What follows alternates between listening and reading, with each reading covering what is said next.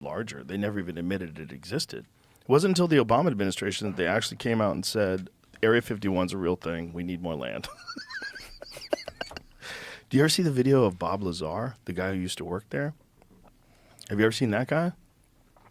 That's a I was wild one. following old Bob Lazar. Yeah. What do you think about that? Do you think he's telling the truth? Here's the thing, Joe. Just an opinion, but what I find fascinating is the lack of imagination in any of these stories where imagination could apply. Like if someone was bullshitting, you'd see evidence of it. Like, right? Because that's the right, thing. If people right. bullshit, they kind of bullshit about everything. Right. Because they think they're smart enough to trick you. No one's smart enough to come up with one story only their whole life. Their whole life, they're straight, down the middle, square, tell the truth all the time. But one time, they decide to have a whopper of a lie and just fabricate this thing and structure No, it. you're seeing somebody tell you a story that is the only explanation for certain things that are happening. Yeah. Especially he tells you a story, and then you have independent people who also used to work for the government now becoming whistleblowers and saying there's a crashed retrieval program. Crashed UFO retrieval program. It goes back to what I'm saying, Joe. This is how you say this without getting canceled. Look, you do think they're doing something, don't you? They're doing something. They wouldn't tell us because everything they're doing. We want to believe, like, Yeah. nobody's doing nothing. Like, no, we're doing stuff. Like, They're doing something. They're just not telling us. that's part of it, though, right? You know what the people involved in the retrieval call the vehicles? They call them donations.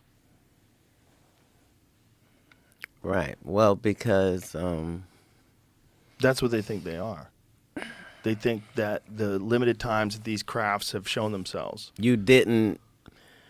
you as the driver or the occupant didn't mean for that to be your destination, and you don't take anything. You only give.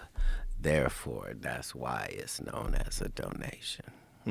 Because it's like it's what you would say if one of those meteors that we were talking about, if one just the size of a refrigerator landed in your backyard. Like, $1 billion can land in your backyard. Easy peasy. Or obliterate an entire city and send everybody back to the Stone Age. That's the wildest one. Right, but it's not that wild if you look at the moon. Right. The moon shows you the evidence that that's a thing. Pelted. Right, like, If we could just look at it, it's just filled with holes. right. Big fucking craters all over that you could see with the naked eye. Well, I'm saying most of the people that are in America and drive in urban settings know what potholes are. And so, it's the same thing. Yeah. This is a weird time where people are just starting to pay attention to so many of these subjects. And so many of these things, like, are we alone? Have there been advanced civilizations before? How did we become us? It's been a conversation at all points in time. Like, But more people are having it now without fear of being labeled an idiot. well, it's because information is now a free commodity, whereas in different points in history, it wasn't like that. Like, Right. It was protected. You didn't make enough money to get access to this information. And no matter where you're looking, information is the driving force of almost every war and conflict.